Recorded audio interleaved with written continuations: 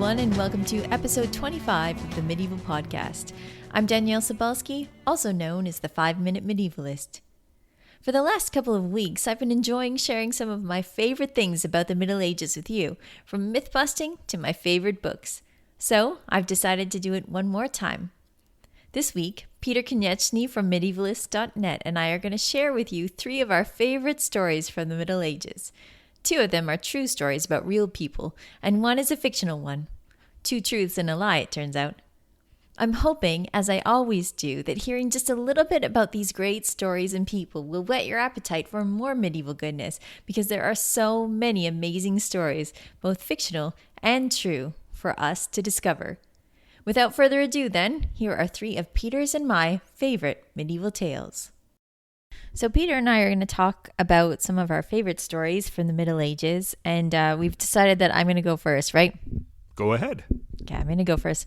And I'm going to talk about a real story, and it's the story of my favorite queen, who is, I have a lot of favorite queens, but she might be my favorite, and that's Isabella of France, who was the wife of Edward II of England.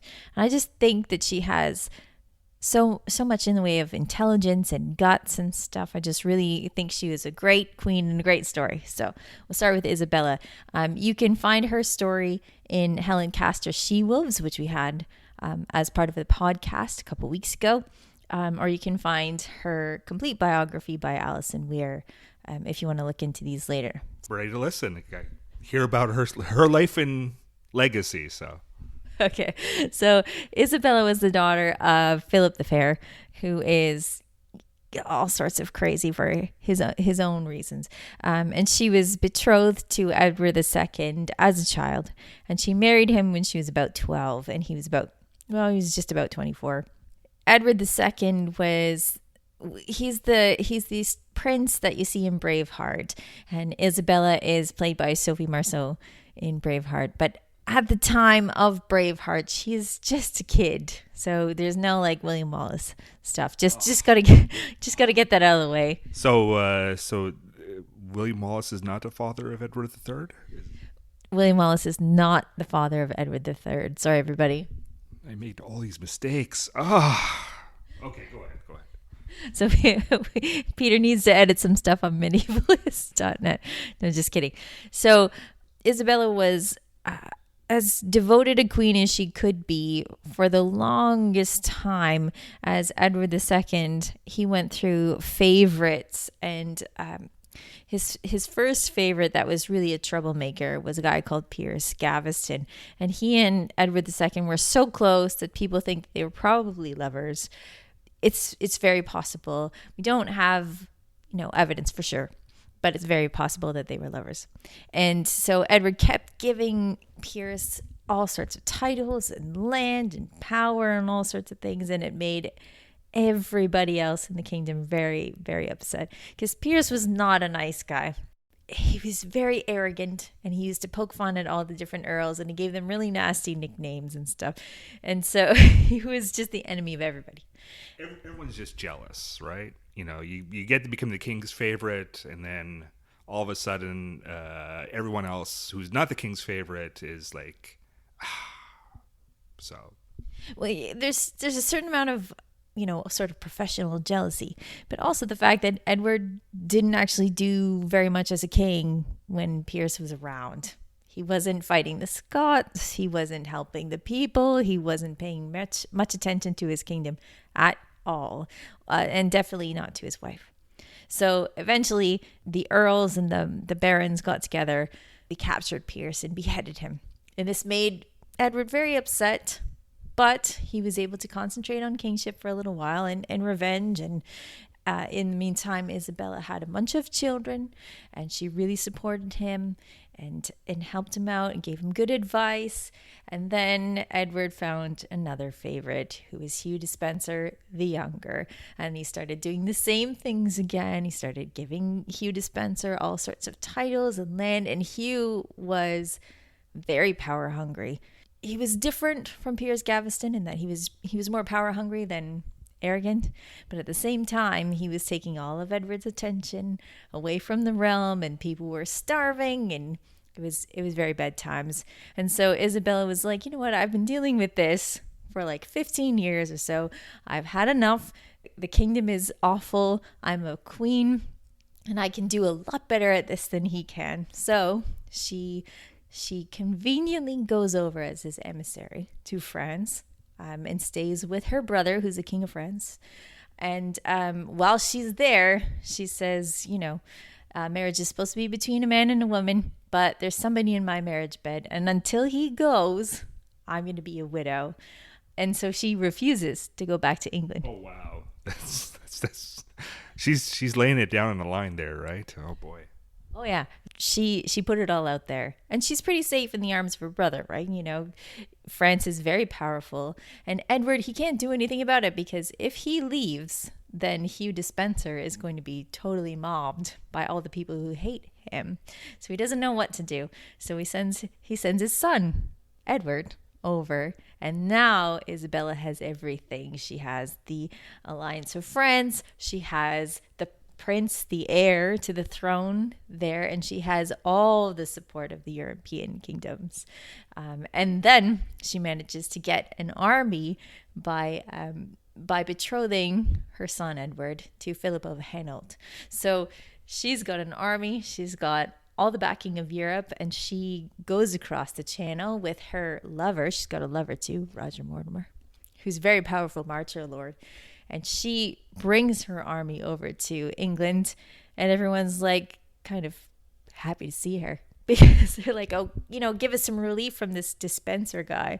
So instead of there being a civil war or anything, even though Isabella has betrayed her husband, betrayed her king, she's in an adulterous affair, everybody's like, oh, thank God somebody's here that's competent, that's going to take care of business. And sure enough, Isabella captures Edward.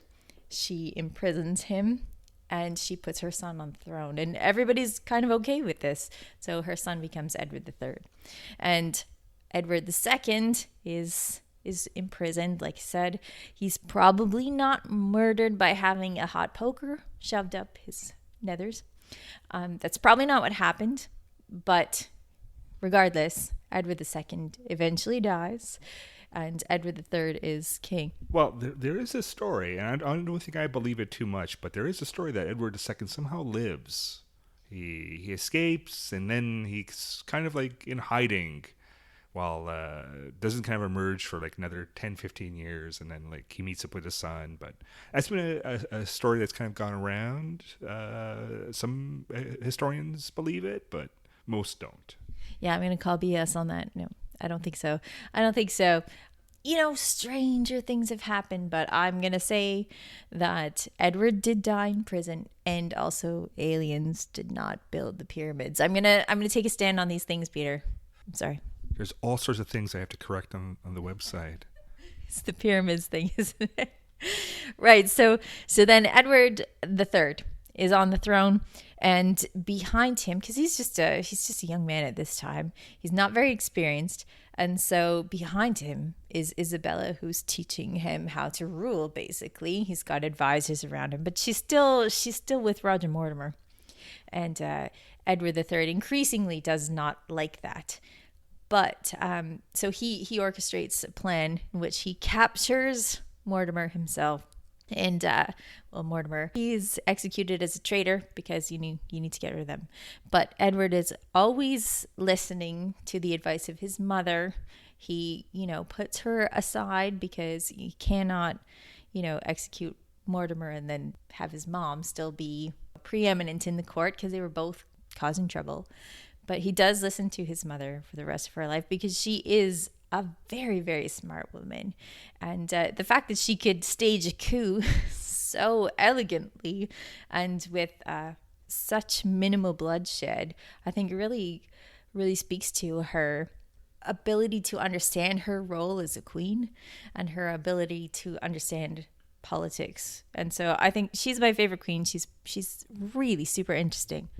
You have to even keep in mind that this is a French queen that takes over the English throne, really, which is just kind of goes to show her really abilities, right? Like if you can convince the English nobility Not only that, oh, I'm going to take over, but I'm also going to take. I'm a French person taking over the English crown, which would have ruffled some feathers, I would think. But yeah, she certainly was very bright.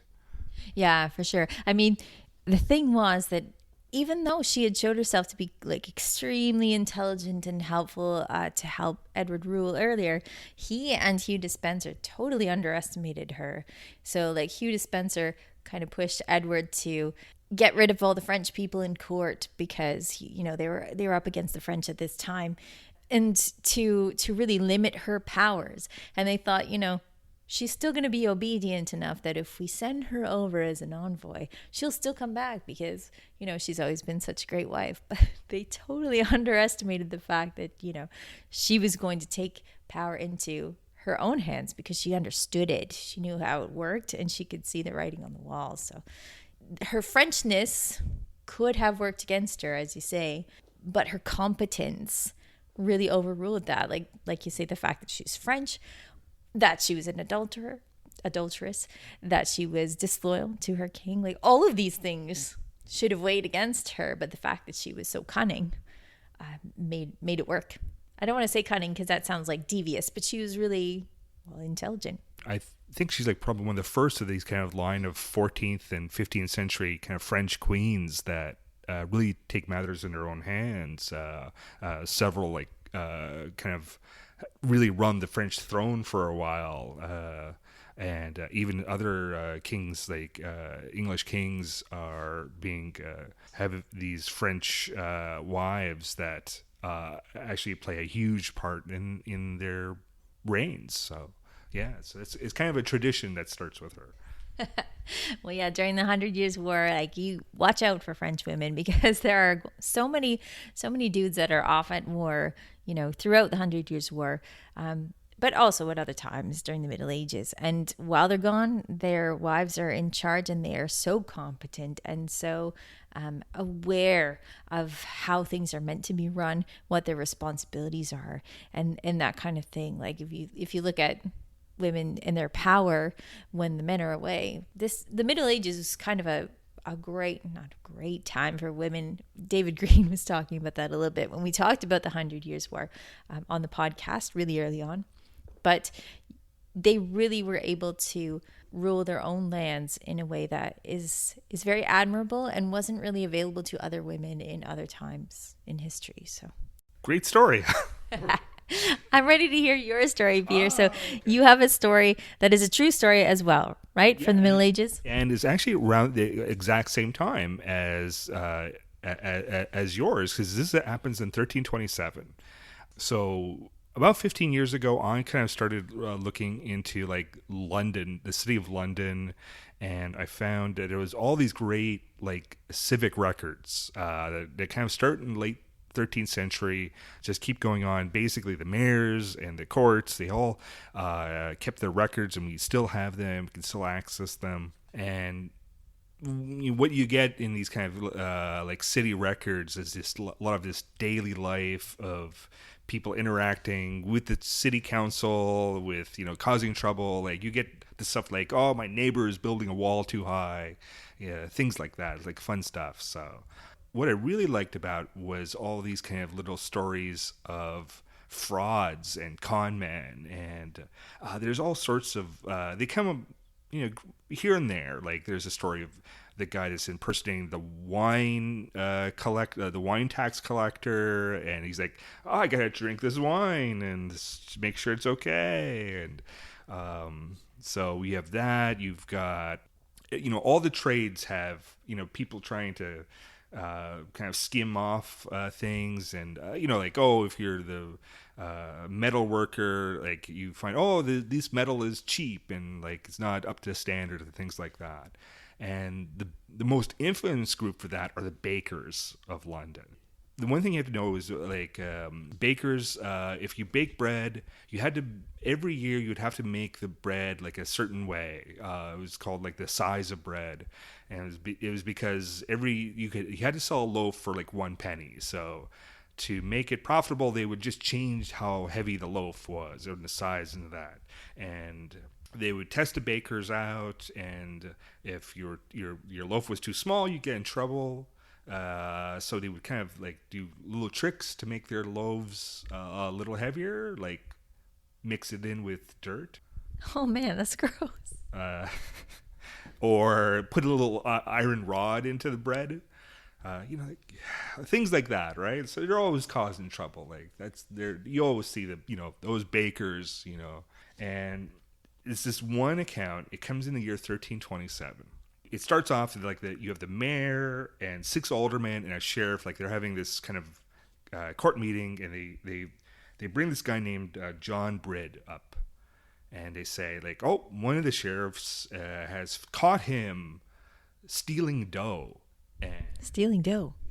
literally stealing dough. So the story goes, and they explain it here, is that in the baker's house, he has a molding board where they would like take flour, make bread, right?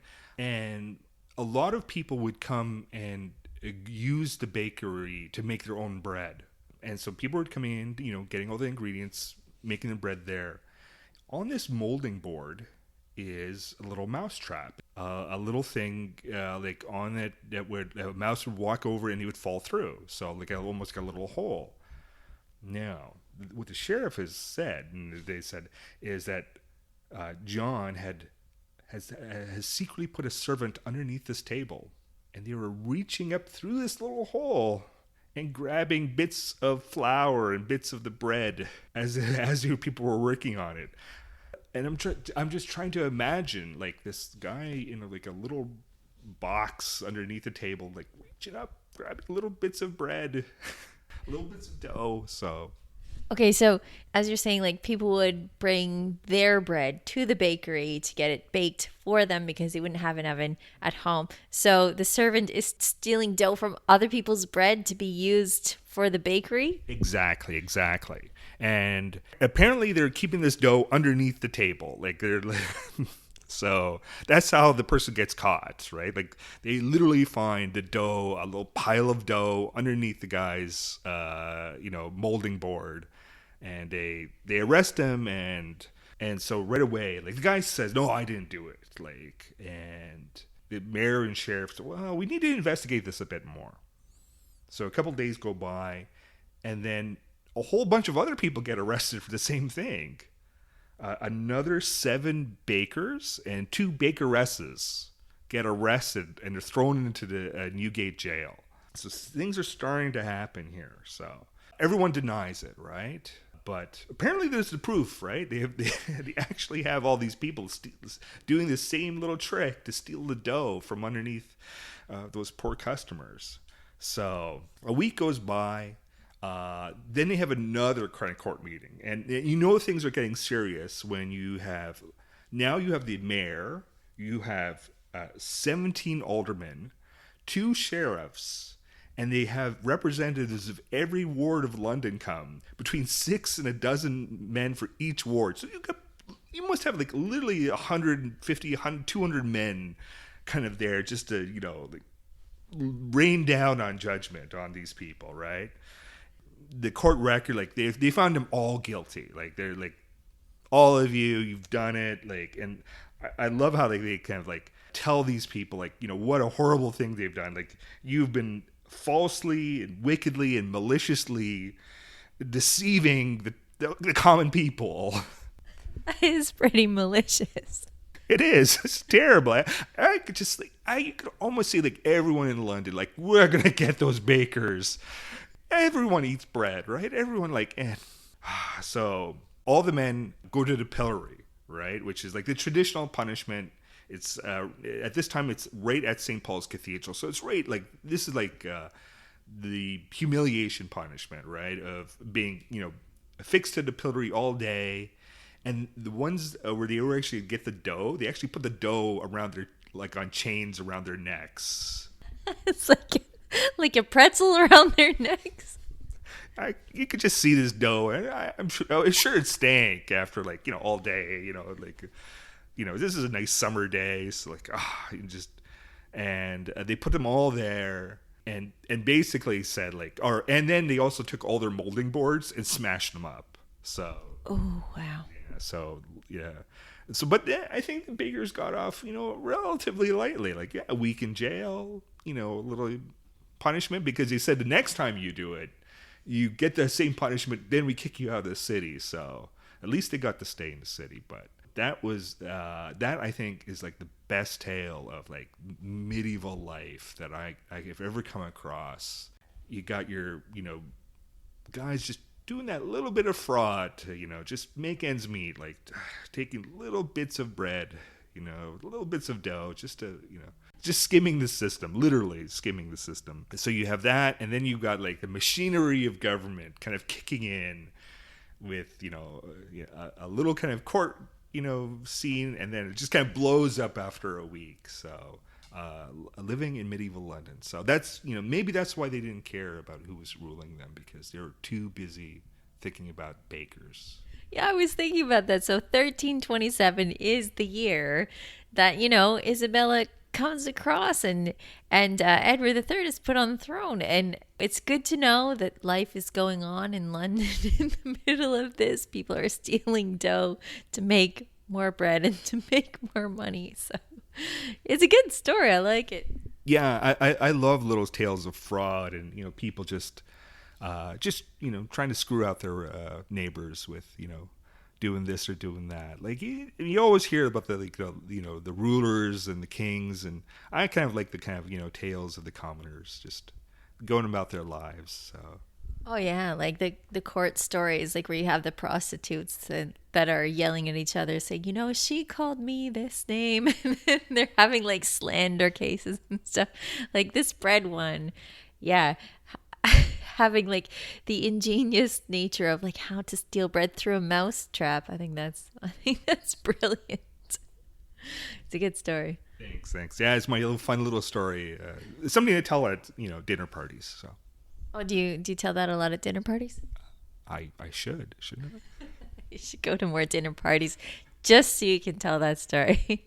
The other one I was going to tell is a fictional story, and that is just a brief recap. I think a lot of people have heard of the story of Sir Gawain and the Green Knight, and I won't spoil the ending for you, but I'll tell you a little bit about that one. Peter, did you ever read that poem yourself?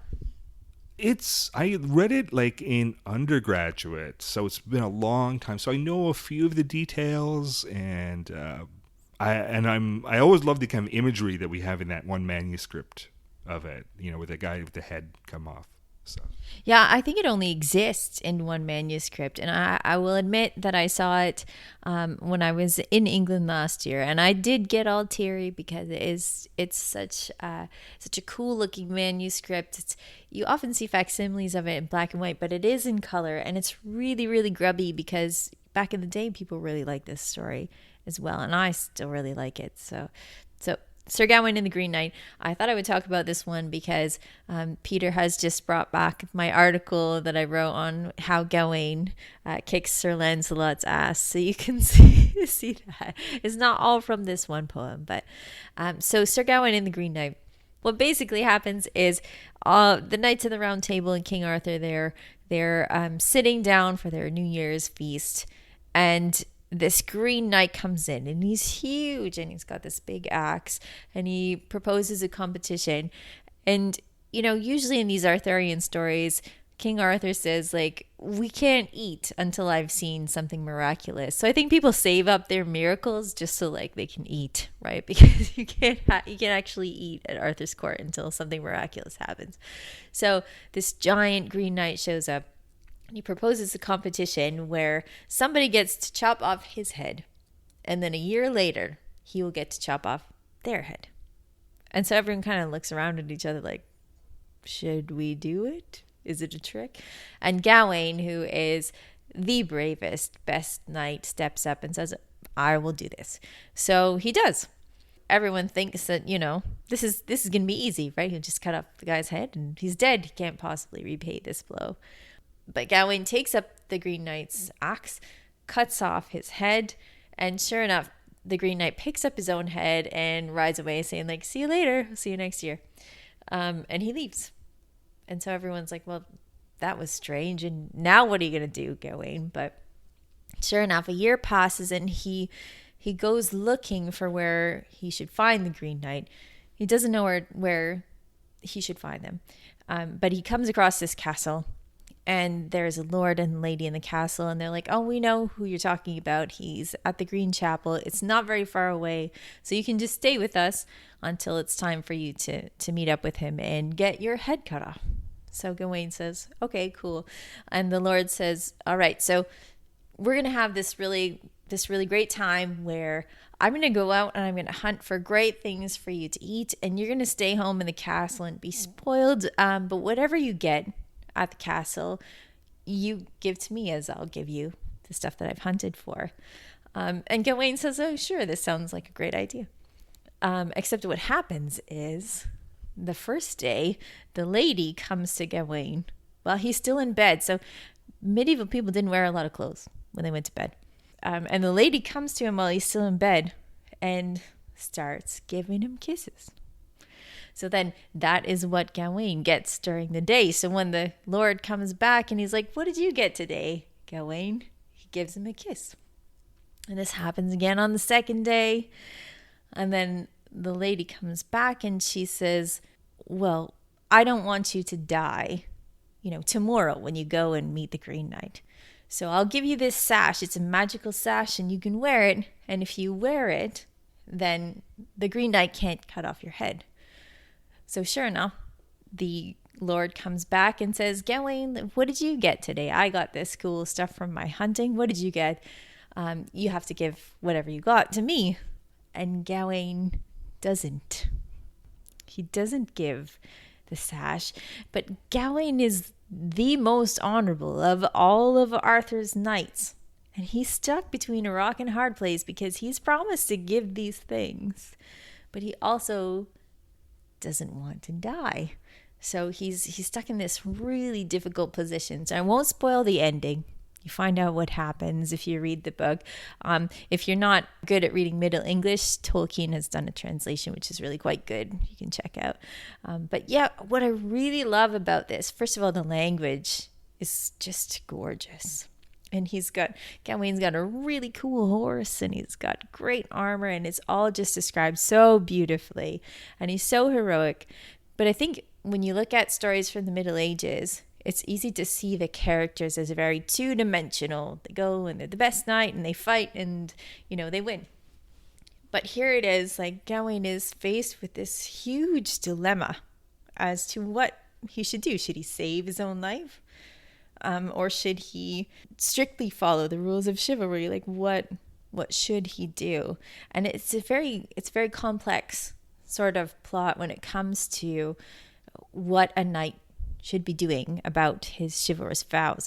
And it gets at the kind of thing that real knights were dealing with, and that they were making vows here and vows there, and what did it mean in certain circumstances, and what were you meant to do in other circumstances. So I really like this poem because it's very complicated, but you still get, this heroic Gawain who I've always loved. So much more complicated than Lancelot, right? And I'd like to see this story, how he deals with conflicting loyalties and self-preservation. So one thing I really like his character is also he's the nephew of King Arthur. So at the start, I think he's also like, oh, I don't know if I deserve to be here amongst all you other great knights of the Round Table. I'm just here because I'm the nephew, and so he's got a bit of that. Like this is a guy with like a lot of like real emotions and conflicts and stuff like that. So he's really fleshed out as a character. Yeah. He has, like you say, he has a lot of different thoughts and emotions, and you see them in a way that sometimes you don't in other legends and Arthurian legends, stuff like that. And this is the poem to read. I mean, Mallory is not very nice to Gawain, and T.H. White is much worse. But this is the poem that really kind of solidified my love for Gawain. I really like this one. Like, do you think it's a very different kind of Arthurian tale from like kind of the rest? Is it really set on its own? Yeah, this one is very, very different because of that complexity. Because many of them are formulaic in that there is kind of a the knight goes on a quest and he has to deal with things in this way, and he does, and it's great, and he wins usually. I mean, Lancelot's story is complicated in that he's got this love for Guinevere, which is absolutely forbidden, but he doesn't in some ways, he never seems as agonized about this as Gawain does. Not until afterwards, when Camelot has fallen apart. And then he seems to be, agonized. He goes mad for a while. But you don't usually see the complexity of Lancelot's conflicting loyalties as much as you do in this poem, Sir Gawain and the Green Knight.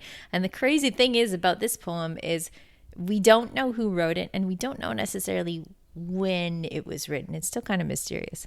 And you only have one manuscript, so it's not like a tale that was super popular. Like, it may have been just like at one spot, and this is, one guy's kind of literary creation, right? So yeah, it may not have had kind of much opportunity to be spread. The language of it is not southern England. It's northern, well, it's further north in England. If you look at the language and how things are spelled and stuff. So it's not written in a place that would have, a huge amount of dissemination. So again, I'm seeing on Twitter, people are talking about how rare it is, how someone was saying, I've forgotten who said it, the Book of Marjorie Kemp exists in one manuscript as well. And so a lot of these really famous poems and works, they only exist in one manuscript. And sometimes it's because they're not very popular, because people read them and maybe didn't like them. But sometimes they just never had an opportunity to be spread. And so it's kind of random fate. But I'm really glad this one survived. Yeah, we often come across where works and they say this was really popular. It survives in 3 manuscripts in full, right? And then there's others where it's they have about 10 lines of it or something like that. So even kind of great works, even Beowulf is only in 1 manuscript, right? So it's often luck that these things kind of survive to us to present day, and we get these kind of great little tales. Something like Chaucer's Canterbury Tales could spread more easily because, like I said, of the location, but something like this maybe didn't. And we don't know how far it spread orally, like you say, it might exist in 3 manuscripts or 10 or whatever, but something like this, you don't know how it spread orally. And something I think I mentioned in the article about Gawain being the best is that he existed in oral tales before he existed in manuscripts, as far as we can tell, whereas Lancelot was a creation of the written word. Chrétien de Troyes wrote Lancelot, or the Knight of the Cart, and that was his first appearance. And so something like the Gawain story, who knows if this was a story before it was a poem. My guess, and this is based on really nothing but gut instinct, my guess is that this was written, not an oral tale first. But, who knows if it was picked up as an oral tale later. Just don't know. It's a mysterious time, which is what makes it so great. And having records like we have of the dough stealers is just unimaginable luck, and also just what makes it so much fun to look into this stuff. Yeah, I think we're in kind of this kind of position that we can read all these kind of works that are coming in, that are being published. Authors or historians are kind of combing through archives and finding great little sources, or taking a look in at manuscripts and saying, "Hey, look what I found. This exists." So we're really lucky that we still have all these kind of works to kind of consume and find out new great tales about the Middle Ages. Yeah, there's always more to learn. And that's kind of what makes it so great, is you feel like you never have learned everything. And that is kind of what's interesting. I'm talking about Sir Gawain and the Green Knight, which is one of the most famous poems now to be studied of the Middle Ages. But there are so many more obscure ones that need to be pulled out and brought to the forefront because they are so awesome. And speaking of stuff that needs to be pulled out to the forefront, what's new on the website this week, Peter?